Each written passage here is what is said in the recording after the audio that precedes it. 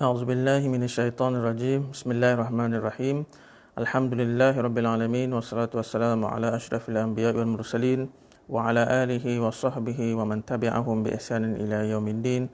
رب اشرح لي صدري ويسر لي أمري واحلل عقدة من لساني يفقهوا قولي. سبحانك لا علم لنا إلا ما علمتنا إنك أنت العليم الحكيم ولا حول ولا قوة إلا بالله العلي العظيم. أما بعد. Alhamdulillah, hari ini adalah siri ke-22 kuliah ilmu usul fiqh menggunakan kitab Al-Wajiz fi Usul Fiqh karangan Dr. Abdul Karim Zaidan. Dan pada hari ini insya-Allah kita akan membincangkan tentang syurut al-mahkum fih ataupun syurut sihhatit taklif bil fi'li.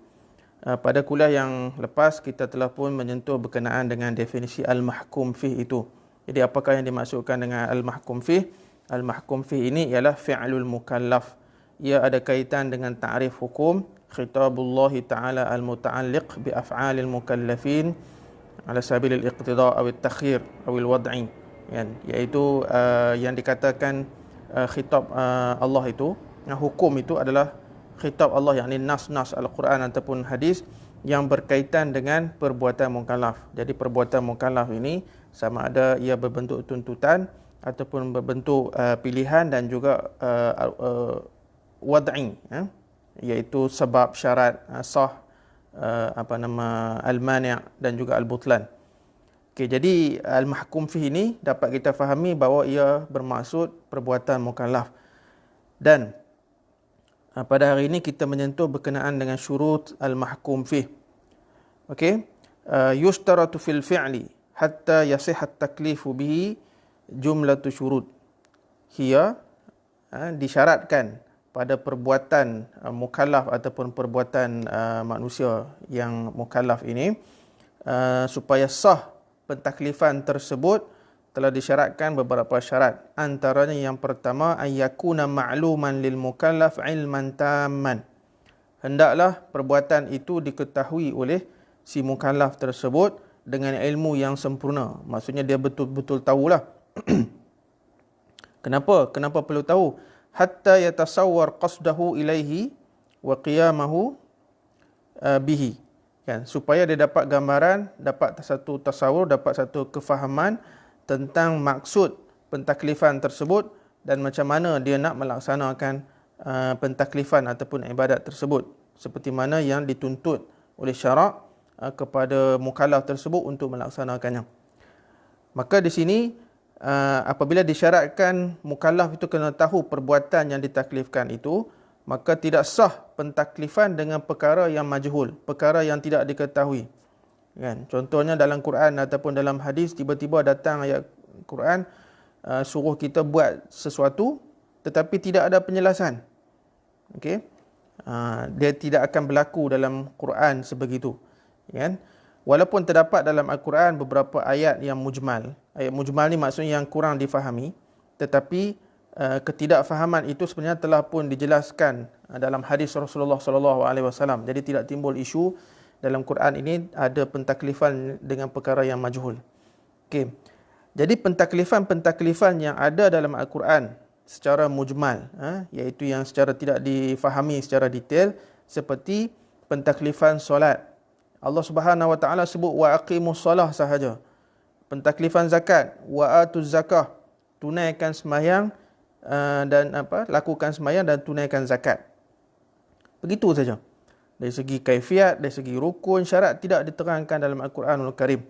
Okey, jadi sebab itulah ayat-ayat Al-Quran yang sebegini dinamakan ataupun diistilahkan sebagai ayat-ayat yang mujmal. Okey, walaupun begitu, kemujmalan ayat-ayat yang berkaitan dengan solat dan zakat ini telah pun dijelaskan secara terperinci oleh Rasulullah SAW dalam bentuk yang asalnya mujmal itu tidak lagi menjadi mujmal. Okey, jadi dalam Al-Quran Allah sebut secara ringkas, secara prinsip umum, iaitu kena solat. Dan dari segi kita panggil syarat-syarat, rukun-rukun, kaifiat telah pun dijelaskan oleh Rasulullah SAW dalam hadis Rasulullah.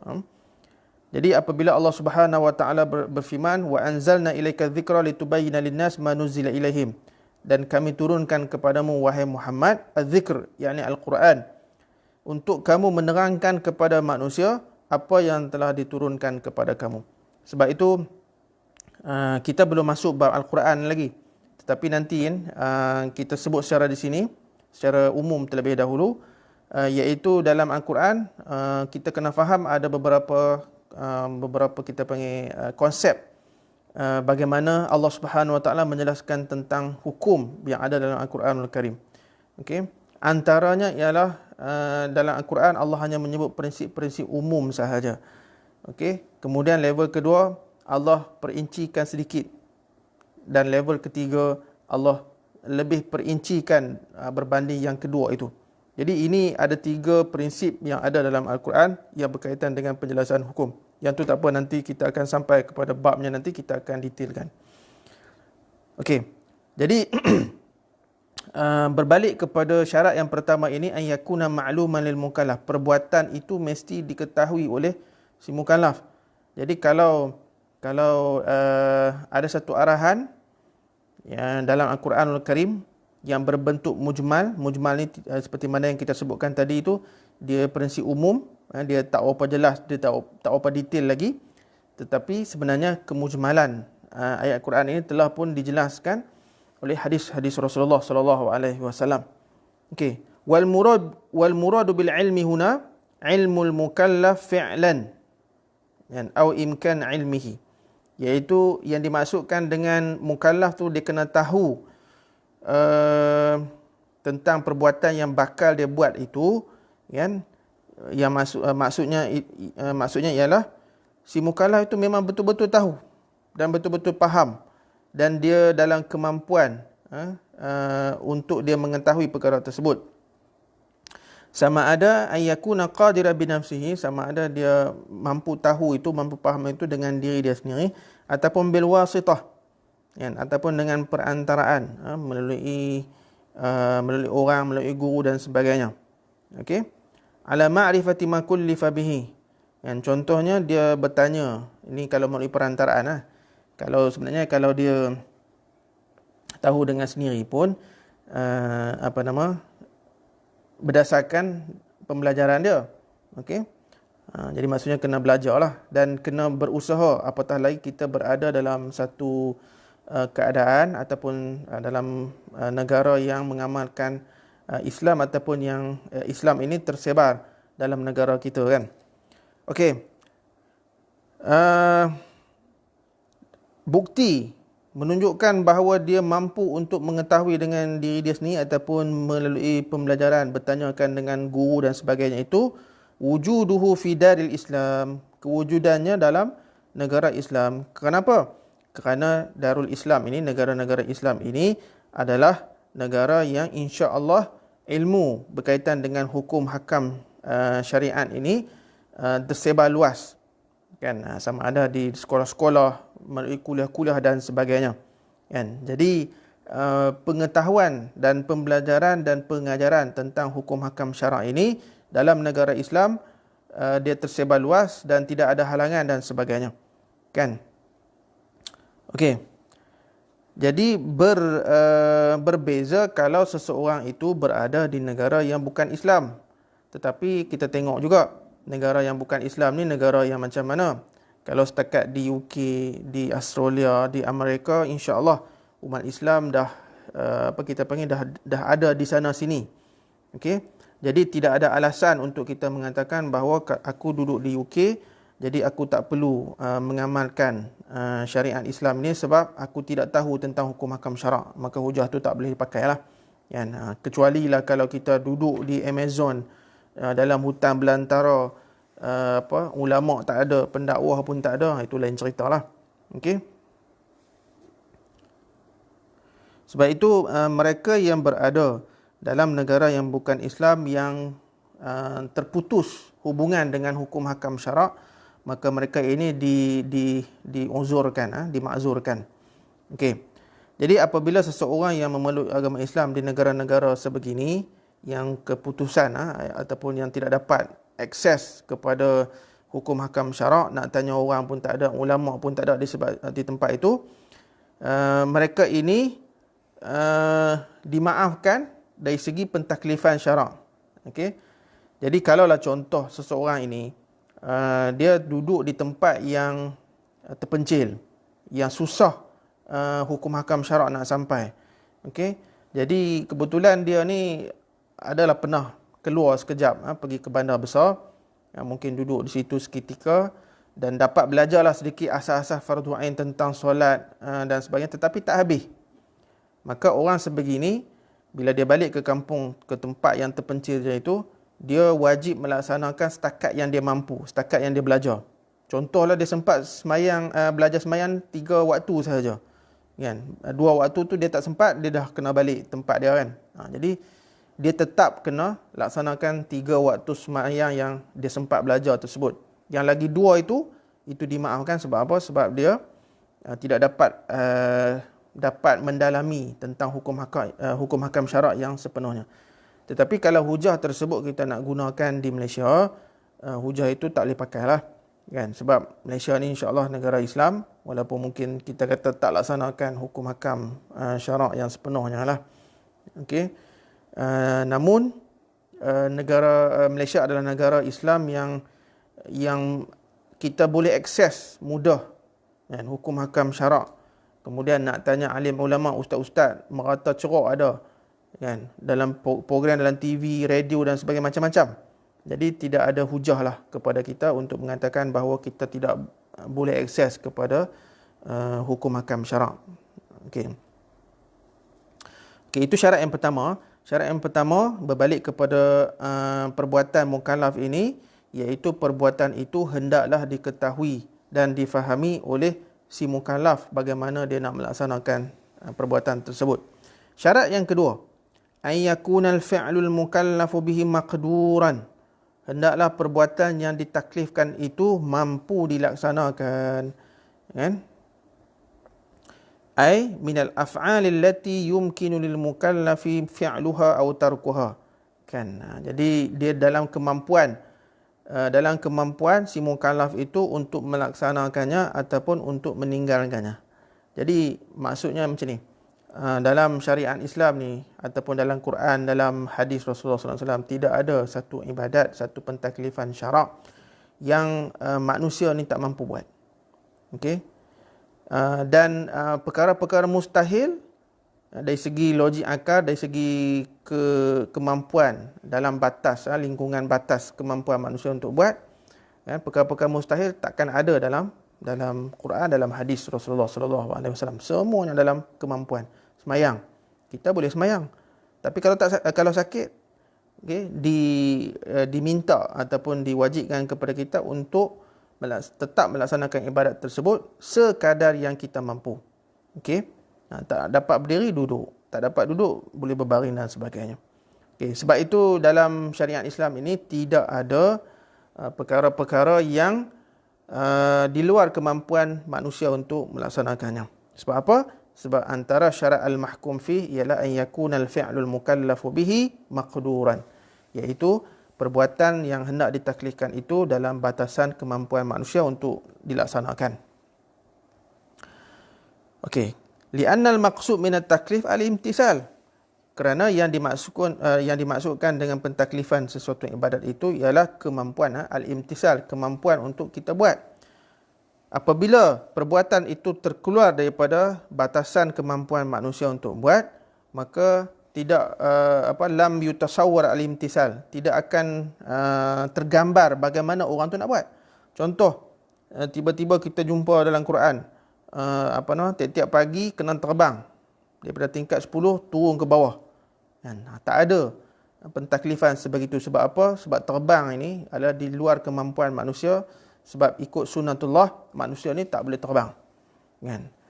Kalau dia terjun daripada tingkat 10 ke bawah, memanglah kita kata boleh terbang kan, tapi terbang itu membawa matilah. Kan?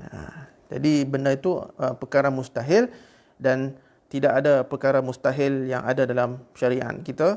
Semua pentaklifan ibadat adalah dalam kemampuan manusia untuk buat. Okey, jadi sebab itulah pentaklifan dengan perkara-perkara yang mustahil dianggap sebagai abasan, sia-sia. Di mana syarak kita ini tanazzahallah an kullil absi. Kan, maha suci Allah daripada perkara-perkara yang sia-sia dalam Al-Quran ataupun dalam hadis Rasulullah sallallahu alaihi wasallam. Sebab itulah lanjutan daripada syarat ini, yang pertama la taklif bil mustahil. Tidak ada pentaklifan dengan perkara-perkara yang mustahil, kan? Yang kedua, la taklif bima la yadkhulu tahta iradatil insan. Tidak ada pentaklifan dengan apa yang terkeluar daripada kehendak ataupun kemampuan manusia. Contohnya, kataklifihi an yaf'ala al-ghairu fi'lan muayyanan. Contoh dalam syarak, konon-konon nak ada pentaklifan bahawa orang lain kena buat suatu benda. Bukan dia, tetapi orang lain.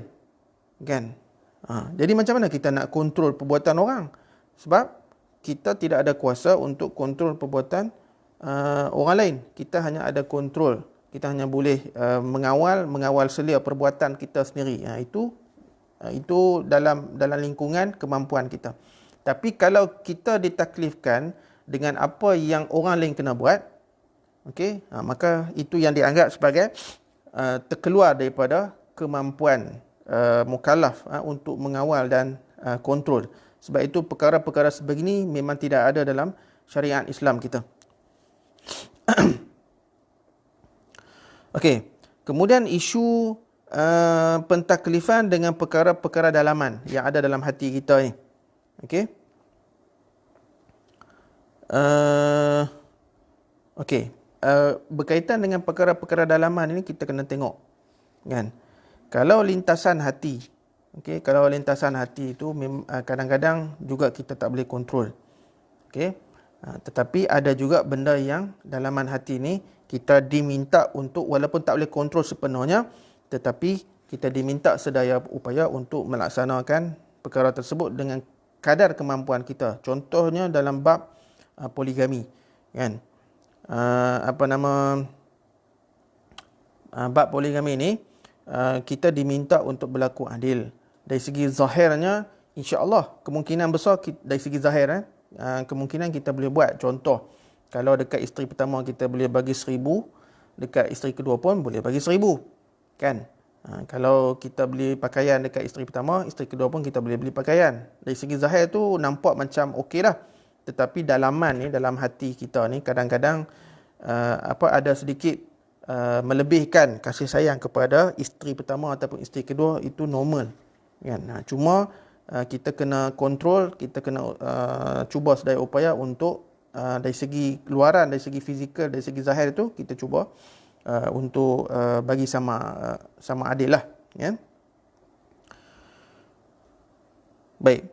Kemudian ada hadis di mana Rasulullah SAW menyebut la taghdab, kan? La taghdab ni jangan marah, kan? Bukan maksud dia kita tak boleh marah langsung, sebab marah ini adalah sifat sunnatullah kepada manusia, kan?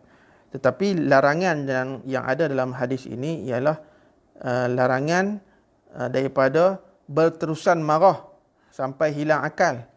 Okey. Itu yang dilarang.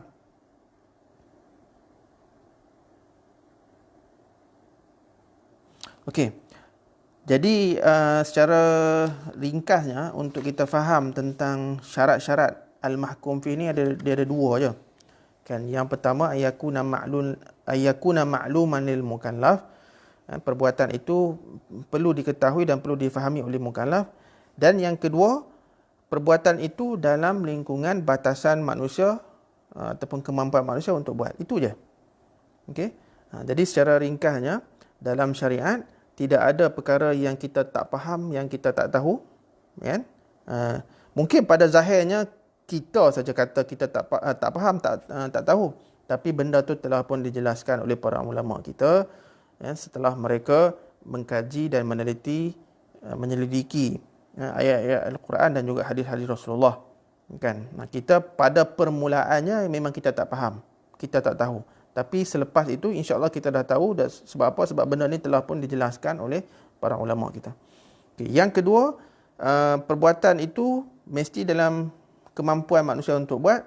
Maksudnya dalam syariat Islam ini, dalam Al-Quran, dalam hadis, tidak ada satu pentaklifan ibadat dengan benda yang mustahil. Macam tadilah, pagi-pagi kena terbang, ataupun contoh lain, pagi-pagi ataupun setiap hari kena potong kepala, kena potong tangan dan sebagainya. Benda tu adalah perkara yang mustahil. Sebab apa? Sebab benda tu dia boleh bawa mati, kan. Jadi perkara-perkara yang boleh membawa kepada kematian dengan sengaja ini kita diminta untuk tidak buat, dan memang tidak ada arahan sebegitu pun dalam syariat Islam. Jadi insya-Allah secara ringkas sahaja kuliah kita pada pagi ini kita akan menyentuh untuk tajuk ataupun kuliah yang akan datang berkenaan dengan asyaqqu minal a'mal, iaitu perbuatan-perbuatan yang susah ni, kan. Yang tadi kita kata perbuatan yang mustahil, yang tak logik, kan. Tapi dalam syariat kita ni ada tak yang dikatakan perbuatan-perbuatan yang susah? Yang tu kita akan bincangkan dalam kuliah yang akan datang. Setakat itu saja kuliah kita ringkas pada hari ini. Apa yang baik itu datangnya daripada Allah Subhanahu Wa Taala. Apa yang kurang itu datangnya daripada diri saya. Aqulu qawli hadza wa astaghfirullah azim li wa lakum. Wassalamualaikum warahmatullahi wabarakatuh.